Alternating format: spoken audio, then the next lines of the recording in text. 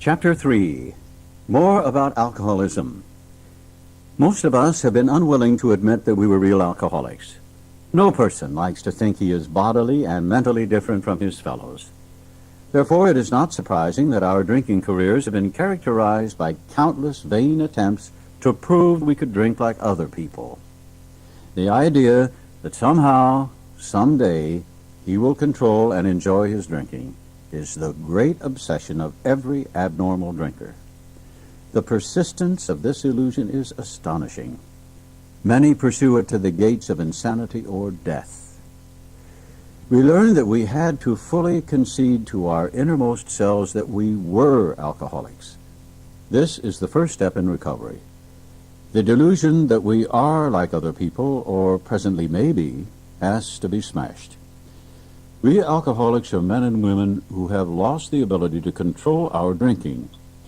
We know that no real alcoholic ever recovers control. All of us felt at times that we were regaining control, but such intervals, usually brief, were inevitably followed by still less control, which led in time to pitiful and incomprehensible demoralization. We are convinced to a man that alcoholics of our type are in the grip of a progressive illness. Over any considerable period, we get worse, never better. We are like men who have lost their legs. They never grow new ones. Neither does there appear to be any kind of treatment which will make alcoholics of our kind like other men. We have tried every imaginable remedy. In some instances, there has been brief recovery, followed always by a still worse relapse. Physicians who are familiar with alcoholism agree there is no such thing as making a normal drinker out of an alcoholic. Science may one day accomplish this, but it hasn't done so yet. Despite all we can say, many who are real alcoholics are not going to believe they are in that class. By every form of self-deception and experimentation, they will try to prove themselves exceptions to the rule, therefore non-alcoholic.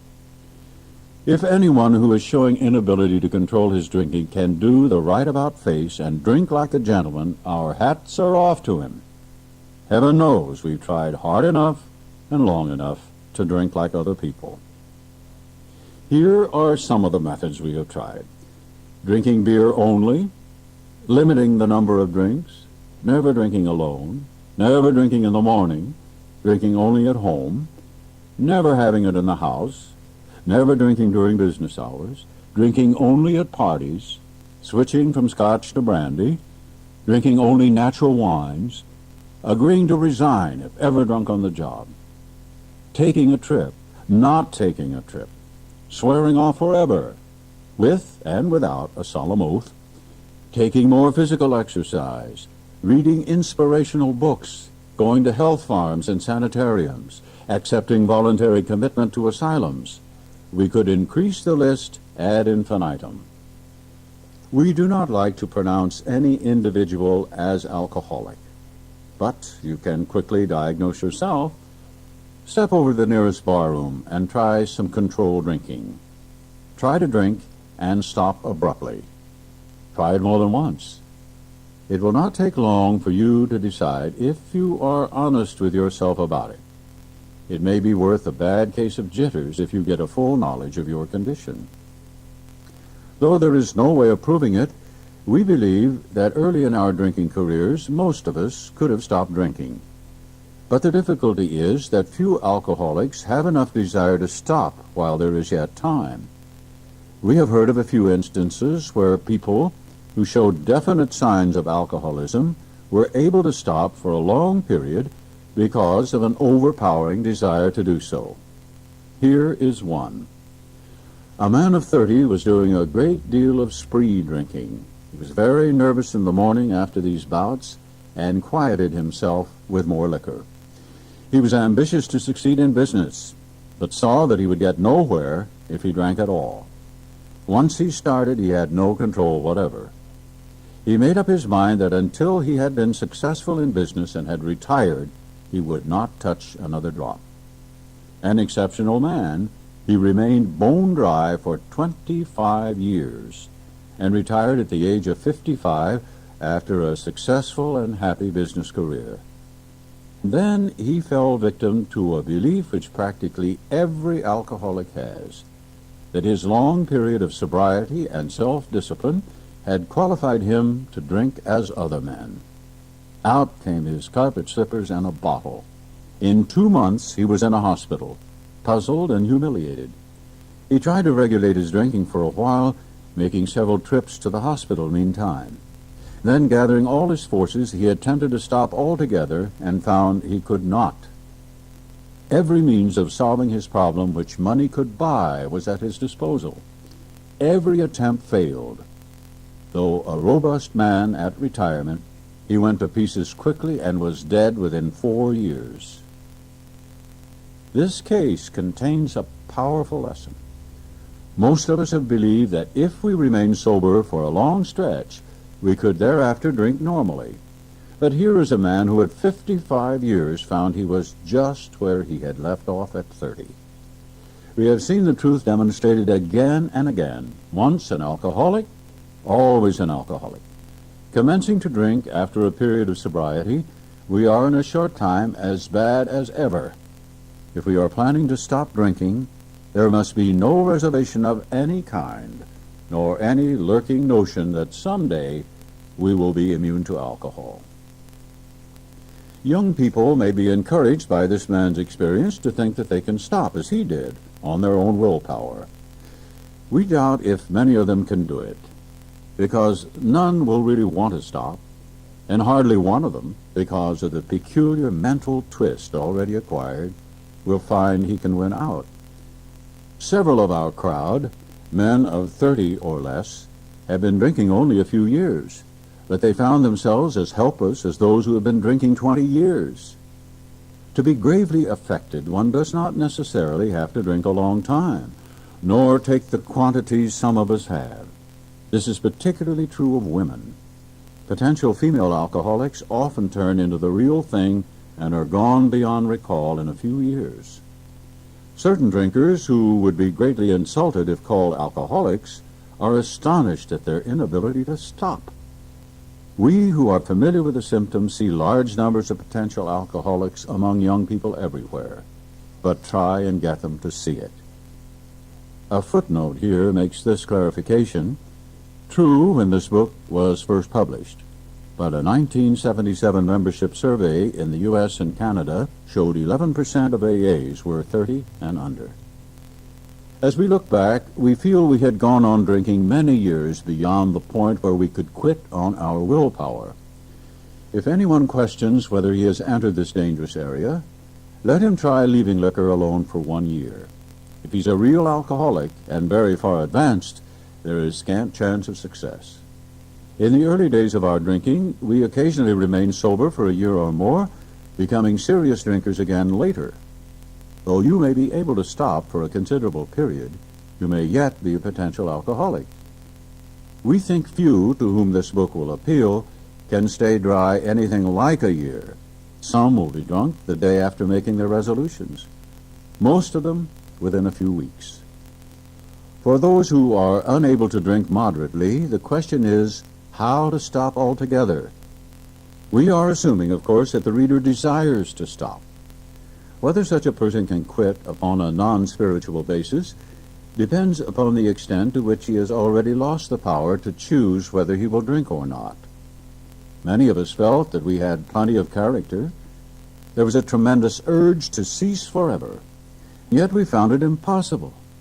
This is the baffling feature of alcoholism as we know it. This utter inability to leave it alone, no matter how great the necessity or the wish. How then shall we help our readers determine to their own satisfaction whether they are one of us? The experiment of quitting for a period of time will be helpful, but we think we can render an even greater service to alcoholic sufferers and perhaps to the medical fraternity. So, we shall describe some of the mental states that precede a relapse into drinking, for obviously this is the crux of the problem.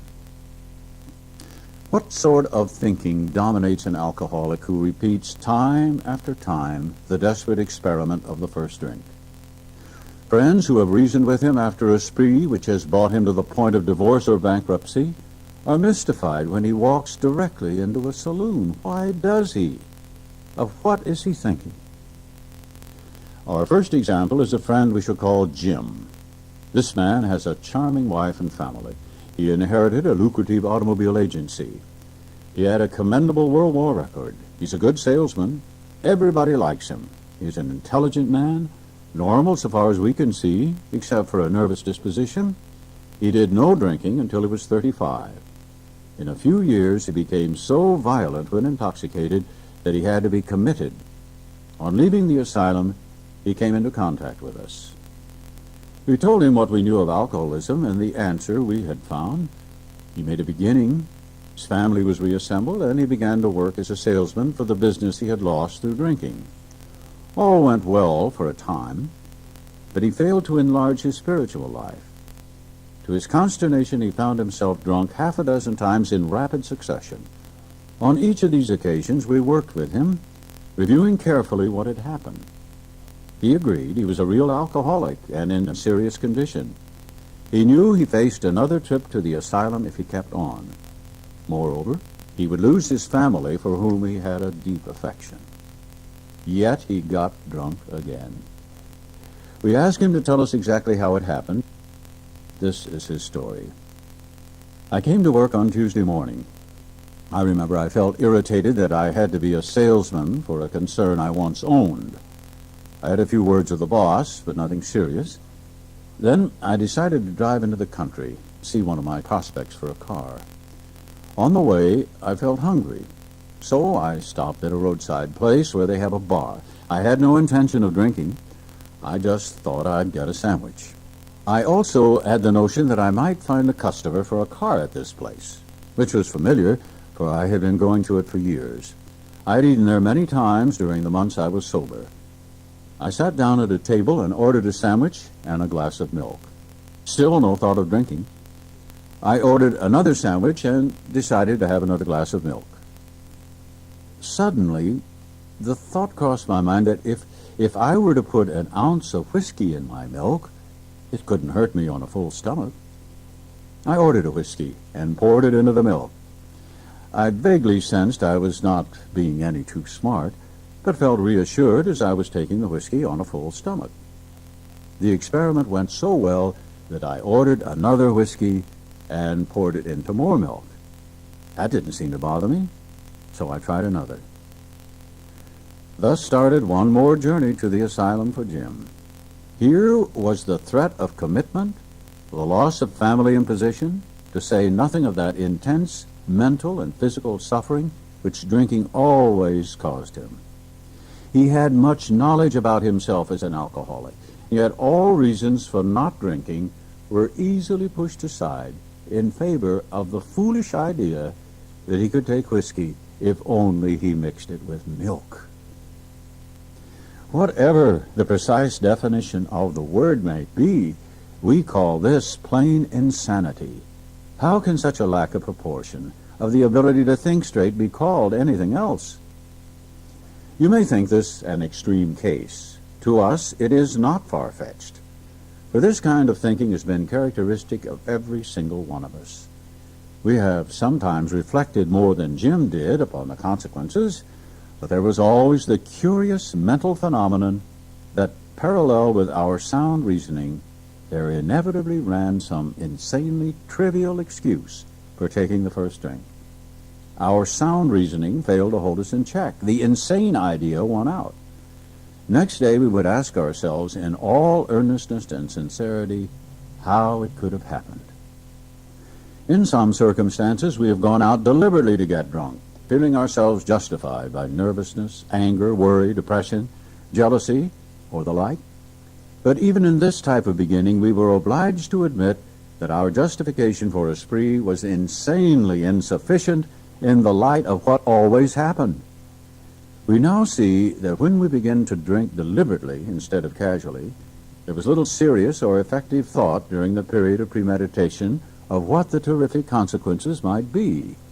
Our behavior is as absurd and incomprehensible with respect to the first drink as that of an individual with a passion, say, for jaywalking. He gets a thrill out of skipping in front of fast-moving vehicles. He enjoys himself for a few years, in spite of friendly warnings.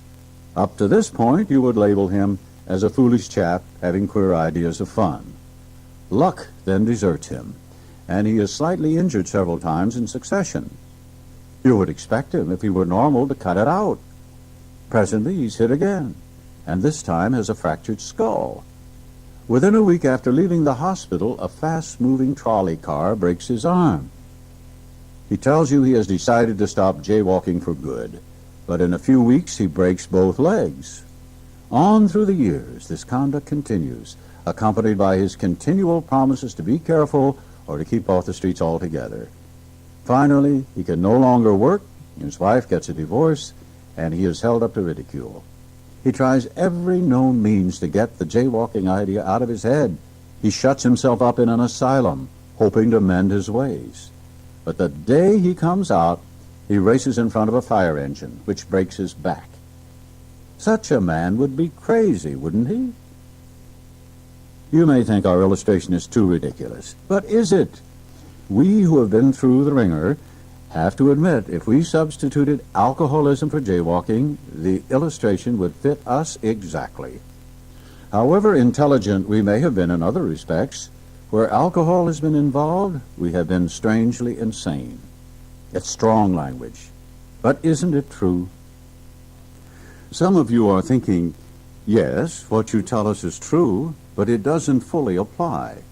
We admit we have some of these symptoms, but we have not gone to the extremes you fellows did, nor are we likely to, for we understand ourselves so well after what you have told us that such things cannot happen again. We have not lost everything in life through drinking, and we certainly do not intend to. Thanks for the information. That may be true of certain non-alcoholic people who, though drinking foolishly and heavily at the present time, are able to stop or moderate because their brains and bodies have not been damaged as ours were. But the actual or potential alcoholic, with hardly an exception, will be absolutely unable to stop drinking on the basis of self-knowledge. This is a point we wish to emphasize and re-emphasize, to smash home upon our alcoholic readers as it has been revealed to us out of bitter experience. Let us take another illustration. Fred is a partner in a well-known accounting firm. His income is good, he has a fine home, is happily married, and the father of promising children of college age. He has so attractive a personality that he makes friends with everyone. If ever there was a successful businessman, it is Fred. To all appearance, he is a stable, well-balanced individual. Yet, he is an alcoholic.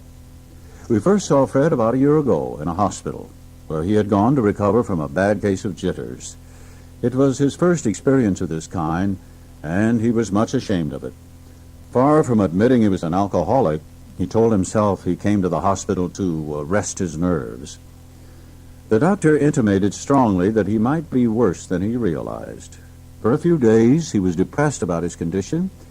He made up his mind to quit drinking altogether. It never occurred to him that perhaps he could not do so, in spite of his character and standing. Fred would not believe himself an alcoholic, much less accept a spiritual remedy for his problem. We told him what we knew about alcoholism. He was interested and conceded that he had some of the symptoms, but he was a long way from admitting that he could do nothing about it himself. He was positive that this humiliating experience, plus the knowledge he had acquired, would keep him sober the rest of his life. Self-knowledge would fix it. We heard no more of Fred for a while. One day we were told that he was back in the hospital. This time he was quite shaky. He soon indicated he was anxious to see us.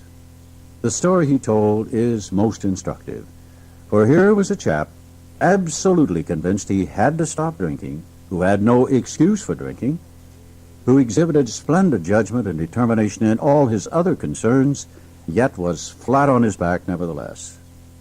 Let him tell you about it. I was much impressed with what you fellows said about alcoholism. and I frankly did not believe it would be possible for me to drink again. I rather appreciated your ideas about the subtle insanity which precedes the first drink, but I was confident it could not happen to me after what I had learned. I reasoned I was not so far advanced as most of you fellows, that I'd been unusually successful in licking my other personal problems, and that I would therefore be successful where you men failed. I felt I had every right to be self-confident, that it would be only a matter of exercising my willpower and keeping on guard. In this frame of mind, I went about my business, and for a time, all was well. I had no trouble refusing drinks, and began to wonder if I had not been making too hard work of a simple matter. One day I went to Washington to present some accounting evidence to a government bureau. I had been out of town before, during this particular dry spell, so there was nothing new about that. Physically, I felt fine. Neither did I have any pressing problems or worries. My business came off well. I was pleased, and knew my partners would be too. It was the end of a perfect day. Not a cloud on the horizon. I went to my hotel and leisurely dressed for dinner. As I crossed the threshold of the dining room, the thought came to mind that it would be nice to have a couple of cocktails with dinner. That was all, nothing more. I ordered a cocktail and my meal. Then I ordered another cocktail. After dinner, I decided to take a walk. When I returned to the hotel, it struck me a highball would be fine before going to bed. So I stepped into the bar and had one. I remember having several more that night, and plenty next morning. I have a shadowy recollection of being in an airplane bound for New York, and of finding a friendly taxicab driver at the landing field instead of my wife. The driver escorted me about for several days. I know little of where I went or what I said and did. Then came the hospital with unbearable mental and physical suffering. As soon as I regained my ability to think, I went carefully over that evening in Washington. Not only had I been off guard, I had made no fight whatever against the first drink. This time I had not thought of the consequences at all. I had commenced to drink as carelessly as though cocktails were ginger ale. I now remembered what my alcoholic friends had told me, how they prophesied that if I had an alcoholic mind, the time and place would come. I would drink again. They had said that though I did raise a defense, it would one day give way before some trivial reason for having a drink. Well, just that did happen and more. For what I learned of alcoholism did not occur to me at all. I knew from that moment that I had an alcoholic mind. I saw that willpower and self-knowledge would not help in those strange mental blank spots. I had never been able to understand people who said that a problem had them hopelessly defeated. I knew then it was a crushing blow. Two of the members of Alcoholics Anonymous came to see me. They grinned, which I didn't like so much, and then asked me if I thought myself alcoholic and if I were really licked this time. I had to concede both propositions. They piled on me heaps of evidence to the effect that an alcoholic mentality, such as I had exhibited in Washington, was a hopeless condition. They cited cases out of their own experience by the dozen. This process snuffed out the last flicker of conviction that I could do the job myself. Then they outlined the spiritual answer and program of action which 100 of them had followed successfully. Though I had been only a nominal churchman, their proposals were not intellectually hard to swallow, but the program of action, though entirely sensible, was pretty drastic. It meant I would have to throw several lifelong conceptions out the window. That was not easy. But the moment I made up my mind to go through with the process, I had the curious feeling that my alcoholic condition was relieved, as, in fact, it proved to be. Quite as important was the discovery that spiritual principles would solve all my problems. I have since been brought into a way of living infinitely more satisfying and, I hope, more useful than the life I lived before. My old manner of life was by no means a bad one, but I would not exchange its best moments for the worst I have now. I would not go back to it, even if I could. Fred's story speaks for itself.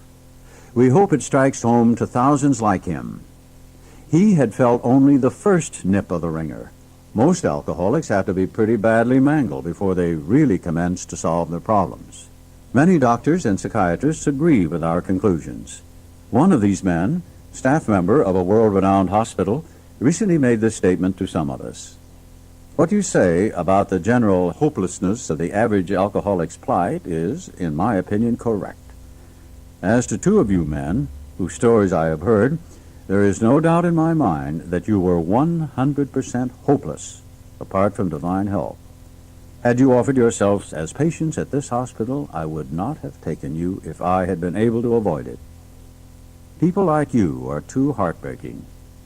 Though not a religious person, I have profound respect for the spiritual approach in such cases as yours. For most cases, there is virtually no other solution. Once more, the alcoholic at certain times has no effective mental defense against the first drink. Except in a few rare cases, neither he nor any other human being can provide such a defense. His defense must come from a higher power.